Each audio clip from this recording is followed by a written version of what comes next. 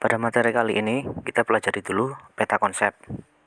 Peta konsepnya yang pertama laporan hasil observasi, mengenai isi laporan hasil observasi dan menerangkan juga apakah ciri-ciri laporan hasil observasi dan mengenai fungsi laporan hasil observasi.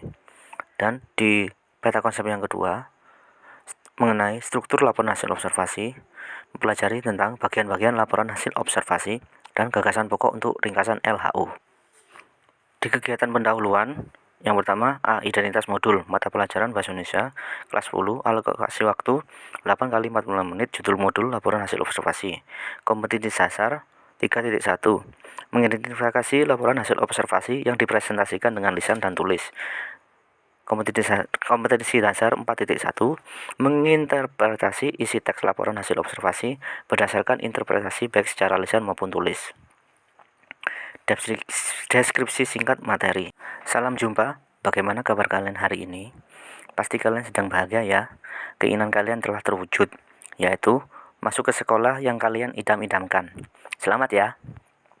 Berjanjilah bahwa kalian akan mencetak prestasi yang setinggi-tingginya di sekolah baru kalian. Kalian pun akan membuat sekolah kalian harum di antara sekolah lainnya. Ingatlah sebuah perjalanan ribuan mil dimulai dari langkah kecil. Artinya, tujuan besar kalian dimulai dari persiapan kalian saat ini. Sekecil apapun persiapan itu akan berarti sangat besar dan penting di kemudian hari. Materi pertama pelajaran bahasa Indonesia kalian adalah mengidentifikasi laporan hasil observasi. Apakah laporan hasil observasi itu?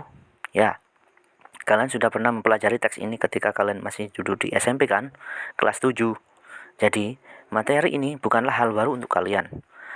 Laporan merupakan penyampaian suatu hasil kegiatan, baik secara perseorangan maupun kelompok, yang dibuat berdasarkan data dan fakta yang sebenarnya. Adapun, observasi merupakan pengamatan atau peninjauan secara cermat. Dengan demikian, laporan hasil observasi merupakan penyampaian suatu kegiatan yang diamati secara cermat sesuai dengan data dan fakta. Laporan hasil observasi bukan berdasarkan imajinasi atau rekayasa. Hal ini menegaskan bahwa laporan hasil observasi adalah suatu yang sudah terjadi. Oleh karena itu, bekal kalian untuk mempelajari materi ini adalah menggunakan panca indera kalian sebaik-baiknya agar dapat membuat laporan hasil pengamatan kalian sedetail mungkin. Kegiatan pembelajaran 1. Isi laporan hasil observasi. A. Tujuan pembelajaran. Setelah mempelajari kegiatan pembelajaran satu ini, diharapkan kalian mampu mengidentifikasi laporan hasil observasi dengan kritis, cermat, dan semangat, agar dapat melatih kemampuan panca indera terhadap lingkungan sekitarnya, sehingga menjadi pribadi yang peka dan peduli terhadap lingkungan dan sesama. B. Uraian materi. Seperti yang disampaikan pada pendahuluan, bahwa laporan hasil observasi merupakan hasil kegiatan pengamatan berdasarkan fakta dan data. Laporan hasil observasi terbagi menjadi 3 kategori umum, yaitu fenomena alam, peristiwa budaya, dan kondisi sosial. Fenomena alam meliputi hewan, tumbuhan, dan keadaan lingkungan. Peristiwa budaya meliputi bahasa, seni, dan adat istiadat. Dan terakhir, kondisi sosial meliputi transportasi, hukum, dan pendidikan. Bagaimana? Sudah ada kebayangan oleh kalian yang akan mempelajari dalam materi ini? Kalau belum, tidak apa-apa, karena ini masih terlalu awal untuk kalian dapat menyimpulkan. Tidak masalah. Selanjutnya, agar kalian memiliki gambaran yang akan dipelajari, simaklah teks berikut. Pembelajaran pada masa COVID-19 atau COVID-19. Saat ini, dunia pendidikan tengah menghadapi masalah yang cukup sulit. Di antaranya, kurikulum 2013 belum dipahami sepenuhnya. Tambahan lagi, konsep Menteri Pendidikan yang baru, Nadiem Makarim, tentang Indonesia Merdeka Belajar. Kemudian muncul lagi kurikulum penyederhanaan dalam kondisi darurat. Hal ini juga membuat para guru makin gamang tentang pembelajaran yang akan diberikan kepada peserta didik. Permasalahan-permasalahan tersebut merupakan tantangan bagi guru dan untuk meningkatkan mutu pendidikan di Indonesia. Kini, tantangan para guru bertambah lagi dengan wabah COVID-19 atau Coronavirus Disease 2019 yang tak kunjung usai. COVID-19 merupakan bencana nasional yang telah ditetapkan oleh pemerintah karena penyebaran virusnya sangat cepat dan menyebabkan kematian. Pemerintah berusaha menghambat penyebaran COVID-19 ini dengan mengimbau masyarakat untuk melakukan physical distancing serta bekerja, belajar, beribadah dari rumah. Situasi ini merupakan hal baru bagi masyarakat, terutama para guru, orang tua, dan peserta didik. Di sini para guru dituntut untuk dapat memberikan pembelajaran kepada peserta didik melalui online.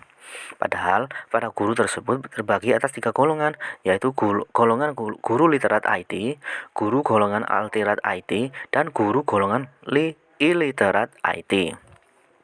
Pertama, guru illiterat IT adalah guru yang mampu mengetahui berbagai bentuk media sosial, seperti teknologi pembelajaran, kemampuan memahami teknologi untuk mencetak, mempresentasikan, dan mengakses internet.